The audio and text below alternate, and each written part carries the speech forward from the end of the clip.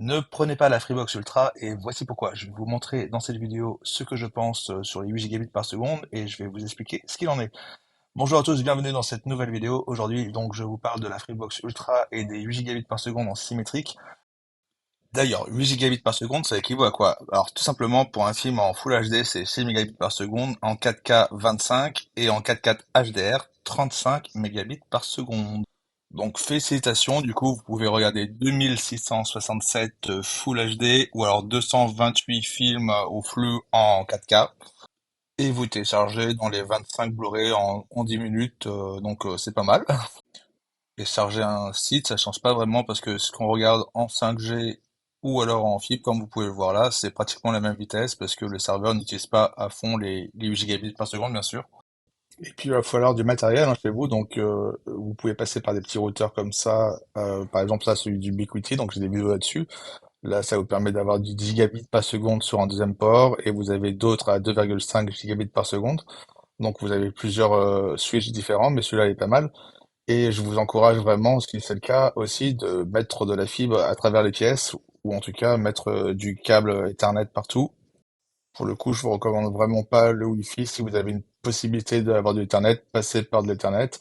Là, je vous montre sur votre PC ou peu importe, vous pouvez passer par une carte SFP+. Donc là, j'ai deux ports SFP+, qui me permet d'avoir deux fois 10 gigabits par seconde. Donc principalement pour mon réseau local, mais aussi pour Internet. Et sinon, vous avez aussi des adaptateurs en Thunderbolt 4 ou 3 et même en USB 4, j'imagine. Et le prix, par contre, est plus conséquent, mais vous avez jusqu'à 10 gigabits par seconde. Donc, bien sûr, je vous mettrai les liens dans la description. OWC, c'est une marque connue. Après, vous avez énormément de produits différents. Là, je vais vous montrer, par exemple, le QNAP, qui est aussi un adaptateur qui est assez connu. Mais voilà, on est dans les 239 euros juste pour connecter un ordinateur. Et du coup, pour les offres, donc vous avez l'offre à 29,99 par mois, 39,99 et 49,99. En sachant que c'est des offres qui vont changer de prix après un an.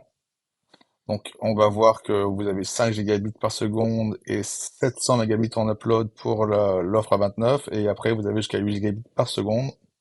Elles sont toutes équipées d'un Wi-Fi 7 et encore faut-il avoir les appareils compatibles. Sinon, pour le reste, c'est vraiment similaire. Vous avez 230 chaînes jusqu'à 280 pour la Ultra. Vous avez l'offre de Canal Plus sur la Freebox essentielle, mais elle est limitée à 3 mois gratuits, et puis après facturée 15,99.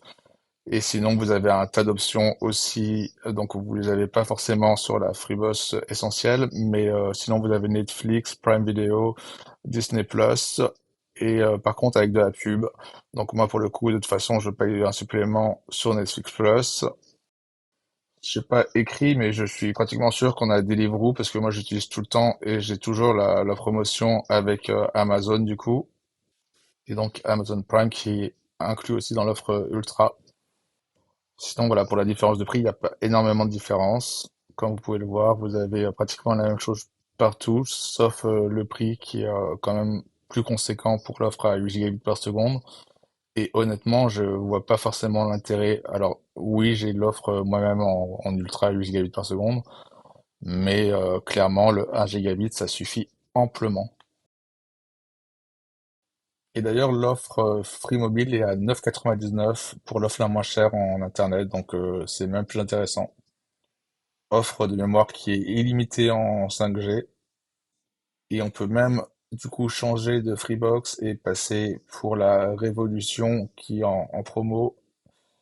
Du coup, vous avez 1 gigabit par seconde et 600 mégabits en upload. Vous avez du Wi-Fi, alors pas du Wi-Fi 7, vous avez quand même des chaînes de télé et vous avez du coup des options pour Netflix et Prime Video.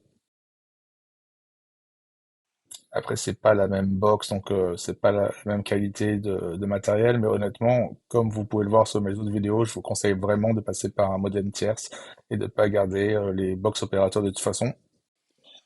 Et donc moi, je paye du coup 14 euros en plus pour Netflix Premium.